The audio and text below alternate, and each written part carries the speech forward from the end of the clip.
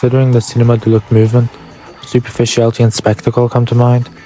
How such cases can be made of anomalies that transcend beyond the confines of the characteristics of Cinéma de look, and yet still find themselves within the movement.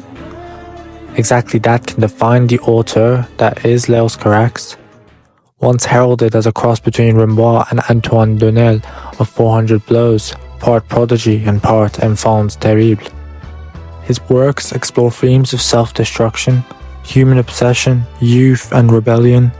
Léos Carax, as the postmodernist director he is, uses intertextuality, mise-en-scène and a nouvelle vague-inspired approach to a deconstruction of cinema to explore these themes and in the same breath make commentaries on the very medium of film itself.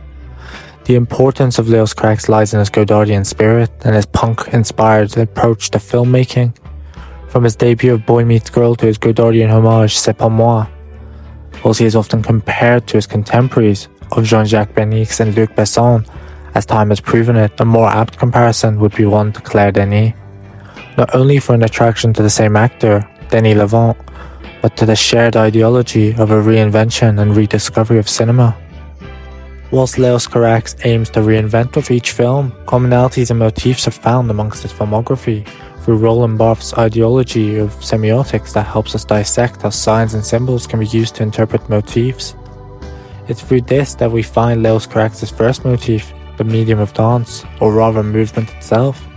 It's through dance that we explore these themes so common in his filmography, and no place is movement more iconic than in Léos' second production, Mauvais.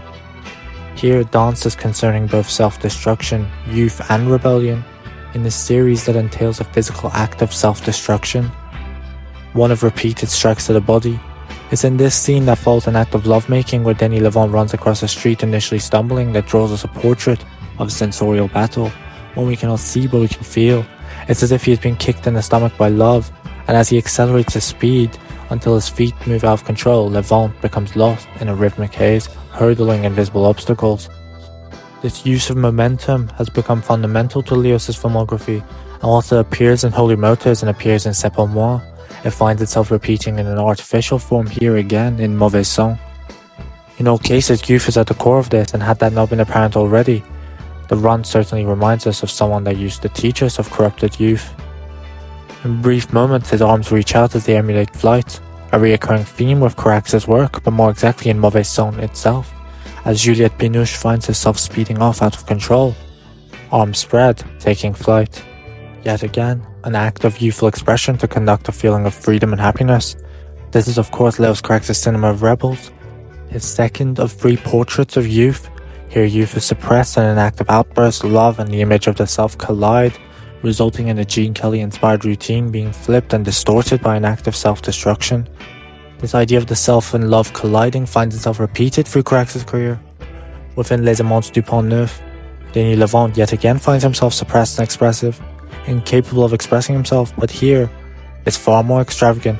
Here the invisible battle is literal, and Juliette Binoche and Denis Lavant chase each other in yet another distortion of a classic Hollywood backdrop. In Les Amants du Pont-Neuf, the dance finds itself equally as erratic as Mauvais, both almost emulating the performance arts of the likes of Pina Bausch. Momentarily, Denis Lavant and Juliette Binoche find themselves entangled, body to body.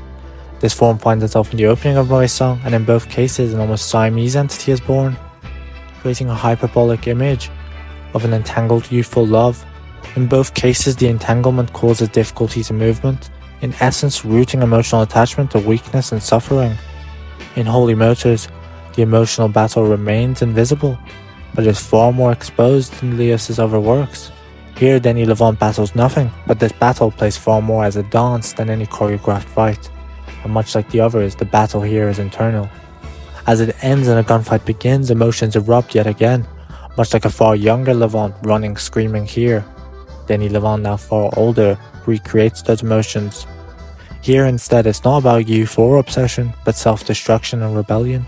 Holy Motors calls back to Mauvais. The wall creates the rhythmic stripes, but at the end Lavant falls out. His emotions erupt, but here his self-destruction is not conscious, it's accidental. Another scene calls back to an entangled youthful love, yet again distorted and yet again harmful. In this case the entanglement is perverse and literal. Denis Lavant wraps around this woman in an act of lovemaking, almost snake-like, but of course this is not figurative, as they manifest into snake-like creatures, and in what began as an act of lovemaking becomes a perverse cannibalistic monster. In all cases, Leos points to a repeated theme of self-destruction and a pain created from infatuations and self-consciousness through a repeated motif of movement or dance. Leos, in an effort, develops this profound ability as a filmmaker to evoke emotions through bodily expression through his medium of his lifelong muse, Denis Lavant. Leo speaks of Lavant, saying that he is like cinema itself. Then he comes from the stage, the fairground and the circus, and watching him evokes the same pleasure as watching a galloping horse. Leos' attachment to Lavant ultimately underlines the medium in which his films speak, that they do not necessitate renowned actors but would far prefer the likes of clowns and acrobats. Leos is greatly inspired by silent cinema, much like Lavant, so it becomes apparent why the role of bodily movement plays a significance over voice. However, dance is not unaccompanied in Leos Carax's work. Music plays an equally significant role. This is the second motif of Leos Carax's filmography.